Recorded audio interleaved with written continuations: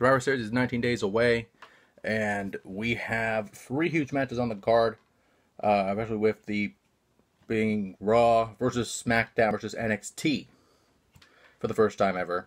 We have 2 of those matches that will concern all 3 brands, and one of them will make a lot more sense later on. First off, the Battle of the Tag Team Champions. As Raw Tag Team Champions, the Viking Raiders against SmackDown's Tag Team Champions, the Revival, against the NXT's champions, representing the Undisputed Era, Bobby Fish and Kyle O'Reilly. Now, we've had an NXT invasion because of the Saudi situation, and this is probably the one time I will thank Saudi Arabia for their bullshit, because we had the greatest SmackDown probably in SmackDown history, if not the greatest SmackDown in months, if not years. It made it so much better. So many more surprises, so many more things going on. It actually was a watchable show, which said a lot about, even though SmackDown's the better show compared to Raw, it made it a much more enjoyable show. It made Raw a much more enjoyable show with the potential of the NXT invasion. And honestly, no one's thinking NXT will win this, because of course, at the end of the day, even though it has a deal on the USA Network, even though it's been heavily featured in this kind of an invasion angle of sorts, it is still a developmental brand. And people hate me saying that, but the fact is, yes, it's probably the best brand right now in WWE. Yes, it's probably the most watchable show on WWE right now, but it is still a developmental brand.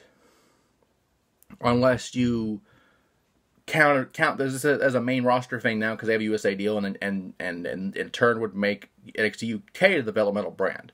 But nonetheless, Vince does not see this as a thing.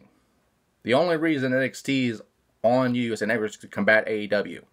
That is the only reason it's on. It is where it is right now, and that's a fact. Like it or not, it's a fact. But in this matchup, I see the Undisputed Era going over. I see them picking up a win and picking up momentum for the brand of NXT. Not only that, but as well as momentum for the Undisputed Era, especially with the potential of a Universal Champion versus NXT Champion match.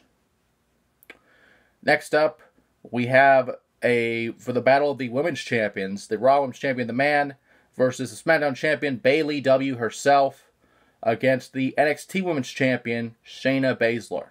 Now, Baszler is going to be a part of the War Games match, I'm assuming. We don't have a specific card of that yet, but much like the Undisputed Era, Shayna will be in a War Games match the night before, which will be very interesting to see how they come out of this.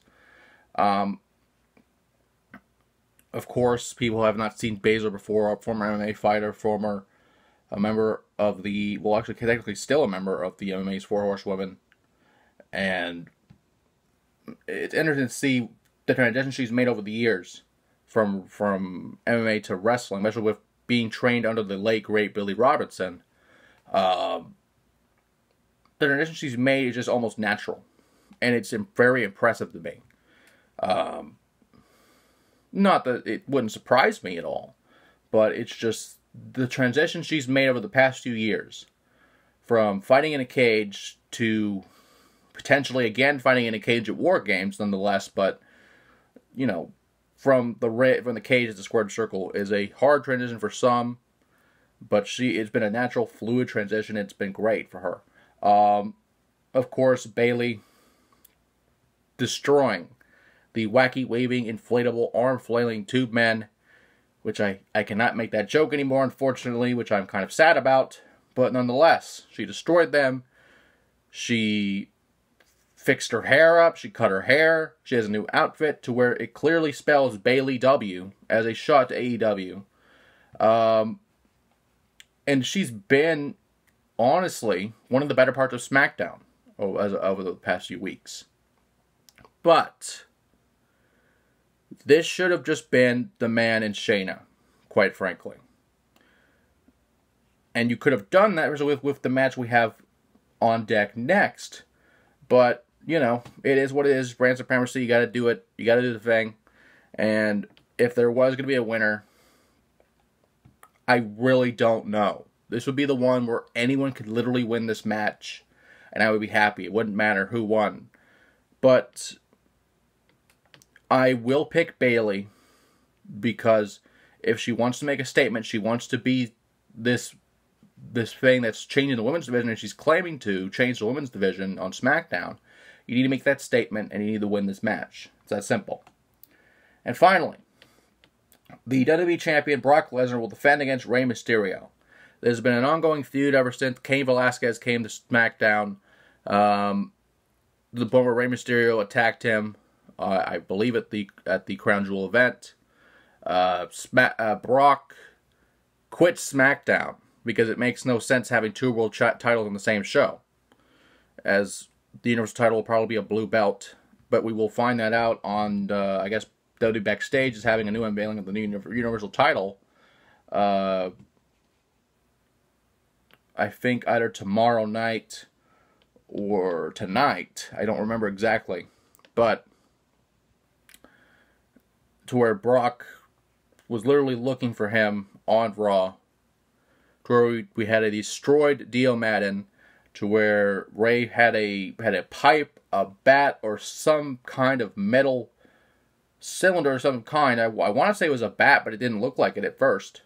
To where Ray challenged Brock for the WWE title, and Brock is now absorbed on the Raw because he has a no-cut deal. Meaning, one of those draft picks that was taken from the Alexa Bliss Nikki Cross trade automatically goes to Brock Lesnar, and by proxy, Paul Heyman as an advocate. But with this match, I really don't know. It makes me happy to see this match because it reminds me of the SmackDown of old, over a decade ago, where this match wouldn't have surprised me at all. And this match would have been great then, and it will be great now. However, I don't know if Ray will win the title. I really don't, because you just moved Brock to Raw. It makes no sense for him to come to Raw and lose the title. It makes no sense to do that. But at the same time, this could possibly be Rey Mysterio's final ever shot at a world championship. We don't know how long his career can go on, but suffice to say, this could be potentially his final shot at a world title, or any title for that matter. Not saying that he can't go. Not saying that he can't have a world title match anytime.